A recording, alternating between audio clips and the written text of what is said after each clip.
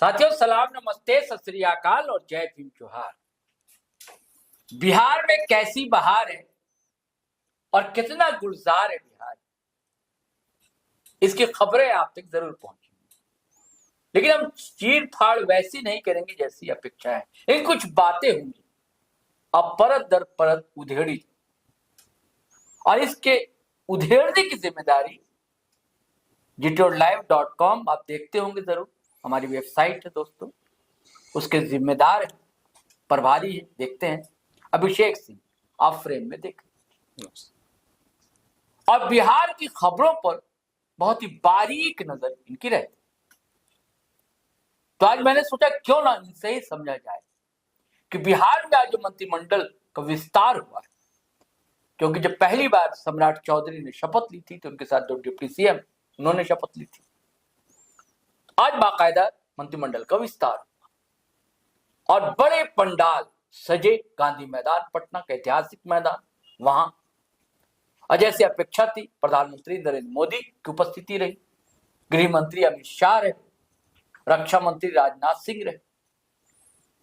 तो कितने मंत्रियों को शपथ ली गई, कितने मंत्रियों ने शपथ ली और कौन कौन से समीकरण दरअसल साधने की कोशिश की सम्राट चौधरी। क्योंकि आजकल राजनीति या सियासत जो है, कहते हैं ना कि जाति है जो जाति नहीं, तो बिना जाति और धर्म के समीकरण को साधे हुए जंबो जेट मंत्रिमंडल बन नहीं सकता। लेकिन कौन कितना ले उड़ा अपना हिस्सा, या किसके खाते में कितना कम कुछ मिला, इन सब की हम चर्चा करेंगे। तो अभिषेक भाई, आपके पास सब कुछ है आज जी, आज आप बताएं कि कितने लोगों ने आज शपथ ली। पहले तो सबसे पहले बता दें सर आपको कि कुल 32 लोगों को राज्यपाल जो है उन्होंने शपथ दिलाई पद और गोपनीयता की। इनमें 15 जो है वो भारतीय जनता पार्टी से जुड़े हुए नेता हैं, बाकी के 13 जदयू से हैं। और बात करें 5 घटक दल हैं इसमें, तो उसमें फिर हिंदुस्तानी अवामी मोर्चा और जो उपेंद्र कुशवाहा की पार्टी है उससे एक एक नेता जो है वो है। एक जो है वो रामविलास गुट के जो चिराग पासवान की पार्टी है उससे दो है जी। लेकिन एक है उपेंद्र नाथ कुशवाहा की पार्टी से जी, उपेंद्र कुशवाहा की पार्टी से एक, हाँ, और मांझी की पार्टी से दो नहीं, एक है सर। अच्छा, एक हमसे एक, सिर्फ सुमन। हाँ अच्छा, हाँ, उनके जो और उपेंद्र कुशवाहा की पत्नी या बेटे की में से किसको लिया गया? तो अवामी से, इन उपेंद्र कुशवाहा की पार्टी से। अच्छा, रालोमो से दीपक प्रकाश, बेटे को ही लिया गया। अच्छा, दो की बात चल रही थी, क्योंकि पिछले बार बेटे को मंत्रिमंडल में लिया गया, इस बार संभावना थी कि हो सकता है कि उनकी पत्नी, क्योंकि पत्नी विधायक है जी, हाँ जी, तो पत्नी को मंत्री पद मिले, यानी कि बेटे को ही रिपीट किया गया उन्होंने। लेकिन आज का जो ये जो समारोह हुआ सर, इसमें चर्चा के लिए दो ही चीजें। अच्छा, पहली चीज आप देखिए कि जिस तरह से नरेंद्र मोदी की जो यात्रा रही, एयरपोर्ट से लेकर के गांधी मैदान रोड शो किया उन्होंने, काफी भीड़, चाहे वो भारतीय जनता पार्टी से हो या जदयू से हो, काफी संख्या में लोग दिखे, उत्साह भी दिखा। और दूसरी चीज रही सर निशांत कुमार का, क्योंकि बंगाल चुनाव के बाद भी आना हुआ ना, निशांत कुमार का जो ये आज मंत्री पद का शपथ लेना भी बहुत बड़ी बात रही। आप देखिए ना कि एक समय में उन्होंने इनकार कर दिया था जब ये तमाम कयास लगाए जा रहे थे कि भाई उप मुख्यमंत्री बनना तय है नीतीश कुमार का, तब उन्होंने जिम्मेदारी लेने से साफ मना कर दिया। अभी उनकी जो राजनीतिक यात्रा ये भी देखिए तो 1.5 महीने 2 महीने से ज्यादा की नहीं है। इस बीच में अचानक उनका मन बदल जाना, अब ये पार्टी की ओर से दबाव थी या नीतीश कुमार का कहना था या उनकी अंदरूनी इच्छा हो, लेकिन आज के लिए वो चर्चा में काफी रहा। तो कुल मिलाकर जैसा हमने बताया सर कि 32 लोगों ने शपथ लिया, इसमें भारतीय जनता पार्टी के 15 हैं। तो एक बार चाहेंगे कि नाम पढ़ के भी बता दें और ये भी बता दें कौन सी पार्टी। अभिषेक भाई जी कि ये क्लिप दिखाई जाए इन लोगों को, हमारे व्यूअर्स को, कि कितने आह्लादित और गदगद थे नीतीश कुमार जी। नीतीश कुमार जब मंच पर आते हैं तो कैसे हाथ हिला रहे हैं, है ना, अब बहुत खुश है, एकदम गदगद, मतलब इतने खुश थे कि मतलब सीएम की कुर्सी पर बैठने चले जा रहे थे। आदत गई नहीं है। विजय चौधरी ने इशारा किया, फिर तो वो दूसरी जगह फिर जाकर बैठे। लेकिन जैसे मतलब हाथ वाथ हिला रहे हैं तो मतलब हीरो बने हुए तो थे, इसमें दो मत नहीं है। अमित शाह मिले, वही बहुत अच्छे से, राजनाथ सिंह मिले, जितने लोगों से उनकी भेंट और मुलाकात जब हुई। सम्राट चौधरी जी मिले हैं नीतीश कुमार से, आप तस्वीरों में भी देखिएगा हाँ, लगातार, हाँ। काफी मतलब उनको ऐसा गुरु के लगता है कि जैसा। गुरु है वो। हाँ बिल्कुल, हाँ, ये तय। हाँ, नाम बता दीजिए। जी हाँ, तो नाम एक बार मैं चाहूंगा कि पढ़ के बता दूं सर। बिल्कुल। तो भारतीय जनता पार्टी से रामकृपाल यादव हैं जो ओबीसी समुदाय से आते हैं, केदार गुप्ता हैं ईबीसी से आते हैं, नीतीश मिश्रा जो हैं जगन्नाथ मिश्रा के बेटे बेटा, हैं, हाँ। जी ब्राह्मण समुदाय से, मिथिलेश तिवारी ब्राह्मण समुदाय से, रमा निषाद ईबीसी या मलाह कह लीजिए उस समुदाय से हैं, विजय कुमार रमा निषाद की पहले बात चल रही थी, सीएम के रेस में। जी जी, विजय कुमार सिन्हा कैप्टन जय कुमार निषाद की बहू है। हाँ बहू जी। विजय कुमार सिन्हा भूमिहार से हैं, दिलीप जायसवाल ईबीसी। विजय कुमार सिन्हा तो जी अभी लिया है, तो ले चुके थे। नहीं, अच्छा, मंत्रिमंडल में। हाँ ठीक है। दिलीप जायसवाल ईबीसी से हैं, प्रमोद चंद्रवंशी ईबीसी, लखिंदर पासवान दलित, संजय टाइगर राजपूत जो आरा से जीते, इंजीनियर कुमार शैलेंद्र भूमिहार हैं, नंद किशोर राम दलित समुदाय से, रामचंद्र प्रसाद ओबीसी वैश्य समुदाय से हैं, अरुण शंकर प्रसाद ये भी आपको ईबीसी से आते हैं, और श्रेयसी सिंह राजपूत समुदाय से। ये भाजपा कोटे से, भारतीय जनता पार्टी से कुल 15 मंत्री। ये भाजपा से आपने बताया? जी भाजपा से बताया। अब जदयू की बात करें तो जदयू में निशांत कुमार ओबीसी से आते हैं, कुर्मी समुदाय से, श्रवण कुमार कुर्मी, अशोक चौधरी दलित समुदाय से, लेसी सिंह है राजपूत। अच्छा, लेसी सिंह को बनाया? जी, लेसी सिंह लोजपा से होंगी? जदयू से है सर। अच्छा, जदयू से। हाँ, काफी करीबी भी मानी जाती है। भाजपा से थी। श्री सिंह भाजपा से। हाँ, लेसी सिंह जदयू से काफी करीबी भी रही है नीतीश कुमार की। मदन साहनी मल्लाह से है। फिर आप सुनील कुमार देख लीजिए दलित समुदाय, जमा खान मुस्लिम अल्पसंख्यक समुदाय से। जी जी जी। जमा खान के बाद भगवान सिंह कुशवाहा से हैं, भगवान सिंह कुशवाहा कोयरी समाज से हैं, शीला मंडल धामुक या ईबीसी कह लीजिए,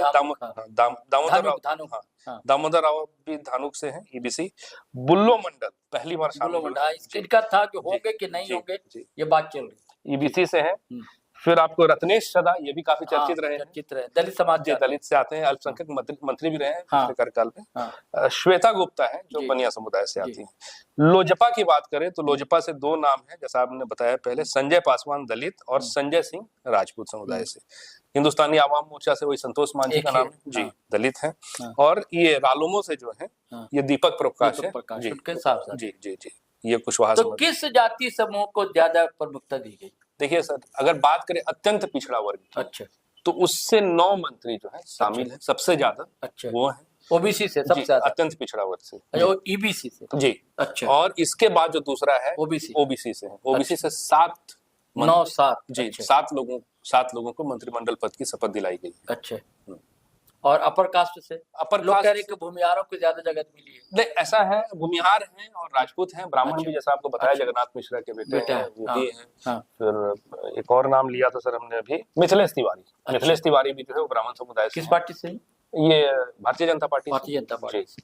और आप देखिए तो राजपूत समुदाय से भी 2 लोग 3 लोग आपको दिखेंगे। तो इस बार ऐसी कोशिश की गई है कि न सिर्फ सामाजिक समीकरण बल्कि जाति के आधार पे भी सबको जो है मिला जुला करके रखा जाए, समेट कर रखा जाए। भारतीय जनता पार्टी भी किसी रिस्क के मूड में नहीं है और न जदयू इस तरह की बात चाहता है। फिर आप एक चीज आप और देख लीजिए सर कि न सिर्फ जातीय और सामाजिक समीकरणों को साधा गया है बल्कि अनुभव और नए चेहरे भी बराबर रूप से। अच्छा, नए चेहरे ज्यादा है? जी हाँ। कई एक जैसे भारतीय जनता पार्टी में देखिएगा तो 5 नए लोगों को मंत्रिमंडल में शामिल किया गया है, तो ये भी एक समीकरण रखा गया, जबकि कई एक पुराने चेहरे जैसे आप देख लीजिए श्रवण कुमार, विजय कुमार जी, ये लोग, विजय चौधरी, ये क्या है कि जदयू में रहे। विजय सिन्हा को लिया गया कि नहीं? हाँ, विजय सिन्हा है ना भारतीय जनता पार्टी की ओर से जी। तो ये पुराने के साथ साथ मतलब अनुभव के साथ साथ में अब जो एक आक्रामक जो युवा होते हैं, काफी आक्रामक होते हैं, अग्रेसिव होते हैं, इनको भी शामिल की गई है। ये एक बड़ी बात है और एक तरह का अनूठा प्रयोग इसको आप कह सकते हैं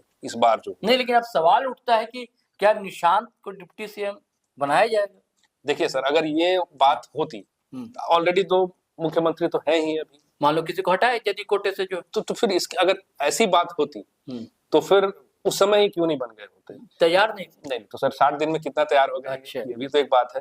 और अभी जो उनका फोकस है, आप देखिए कि समृद्धि यात्रा हो या फिर कई एक यात्रा पे भी वो बिहार के अलग अलग क्षेत्र में भ्रमण कर रहे हैं, तो ऐसा मेरे समझ से ये लगता है कि फिलहाल वो जनता को समझ रहे हैं और जनता उन्हें समझ रही है। अच्छा, ऐसी कोई खबर है पटना से मिल रही है कि मंत्रिमंडल विभाग जो है कब दिया जाएगा? जी, अभी तक तो सिर्फ मंत्रियों का नाम तय हुआ है। अच्छा। अभी कहीं से कोई ऐसा सोर्स, ऐसी जानकारी नहीं है अच्छा। कि किसको कौन सा विभाग दिया जाएगा। अच्छा।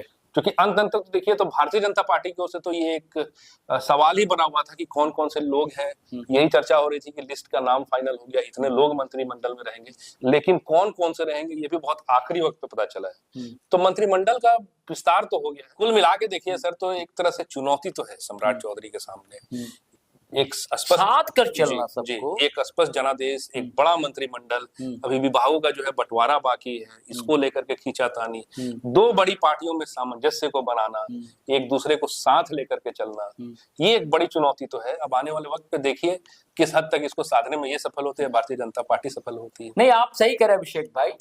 व्यूअर्स, आपको बता रहा हूँ कि जिस तरह उंगली पकड़कर चल रहे हैं अपने गुरु की, जी, बार बार सुबह शाम वो जाते हैं जी द्वार पे, नीतीश कुमार, तो मुझे लगता है कि साथ लेंगे और साथ कर चलेंगे।